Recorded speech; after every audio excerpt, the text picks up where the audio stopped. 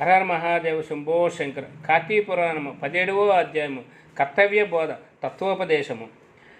మునీశ్వరుడు, ఓ ధనలోభి, నీకు కలిగిన ఆశ్చర్యము నాకు అర్థమైంది.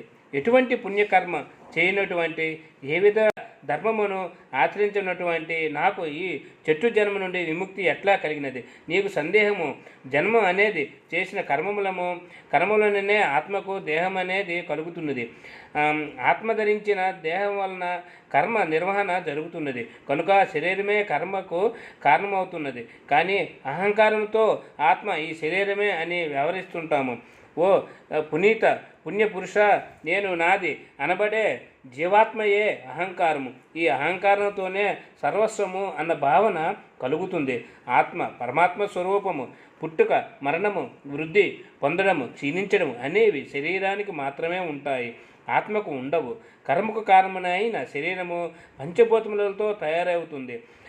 రంగు, రుచి, వాసనలకు, ఆహార వ్యవహారాలకు, దుఃఖాది అనుభవాలకు, ఆవేదనలకు గురిచేయబడుతుంది. అవేకం జ్ఞానము, వ్యామోహాల కారణంగా పాపపుణ్యాలు సంప్రాప్తం అవుతుంటాయి.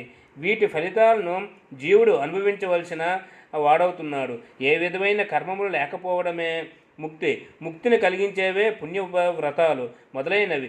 అంతఃకరణానికి దాని పరిధికి సాక్షివై చైతన్య స్వరూపుడై పరమాత్ముడినవి భావించాలి. అలా భావించడానికి శరీరము ఘటం, కుండ లోపంతో కూడి ఉంటుంది కనుక శరీరాలు పరమాత్మ యొక్క నిశ్చలమైన రూపాలు కాలేవు. శరీరము ఆత్మ కాదు, ఆత్మ పంచభూతాత్మకమైన శరీరం కాదు. ఈ శరీరంలోని ఇంద్రియాలు నువ్వు కాదు, నీవి కావు. ఈ ఇంద్రియాలు వ్యామోహాలకు లోనవుతూ హానిని కలిగిస్తూ ఉంటాయి. వాటి కారణంగానే నీకు పరమాత్మ అయ్యే స్వతంత్రత లేదు. బుద్ధిని దిక్కును ప్రయాణింపజేసే ప్రత్యేగాత్మ అనే నిర్ధారణ చేసుకో. యావత్తు సన్నిధానము కారణంగా దేహేంద్రియాలు జడత్వము ప్రాణం ఉన్నా పుట్టుకలేని ఆత్మ అని అనిపిస్తుందో ఆ పరమాత్మ నువ్వు అని నిశ్చయించుకోవాలి. జాగ్రత్త సుస్మాప్తి అవస్థల యందు పదార్థాలన్నీ కలిసి పోయినప్పుడు వికారములు లేనివాడై సాక్షి భూతుడై చూస్తున్నది ఎవడో వాడే నువ్వు అని భావించు.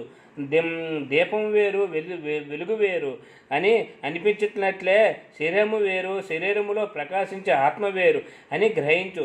ఆత్మస్వరూపుడైన పరమాత్మను ధ్యానించు. సత్యాసత్యముల యందు ప్రియముల యందు ఇష్టుడై స్వరూపాక్షి నిత్యమని నిశ్చయించుకో.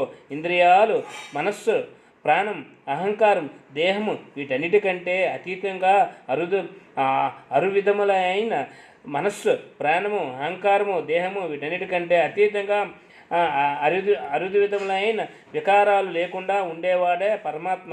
అజ్ఞానాంధకారు లేనిది, చెరగనిది, చెదరనిది, నిర్మలమైన సుఖాజ్ఞానం కలిగినది ఆత్మస్వరూపము. సుఖానికి, ఆనందానికి అతీతమైనది, పరిపూర్ణమైనది, శాశ్వతమైనది అయిన స్వరూపమే పరమాత్మ.